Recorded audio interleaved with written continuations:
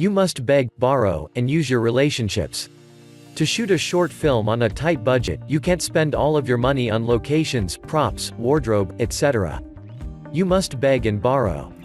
Find locations that are visually enticing and go to owners and just ask. Tell them you're shooting a film and offer to put them in the credits, and, if it's a business, offer to feature their storefront in an establishing wide shot or something. Never be afraid to just go and ask. People love movies and many will be thrilled to be part of that process. Shoot in your parents' house, your friend's apartment, your high school, your job location, etc. Have your actors come up with their own wardrobe and do their own makeup. Have your aunt that's a great cook cater some of the cast and crew meals. Have your uncle or cousin that's a carpenter build some props or sets.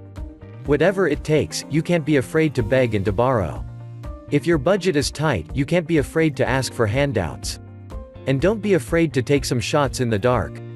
If you know someone that knows a working actor in Hollywood, don't be afraid to approach them for a role in your film. It could truly be a game changer if they accept. You'd be surprised how often shots in the dark pan out. True story. Back when I was working as a studio liaison for Sony, a coworker of my wife was shooting a micro-budget short film and asked me for some guidance as a producer. I knew that they needed a diner location and knew that attaining a diner out in the real world would likely be a difficult venture.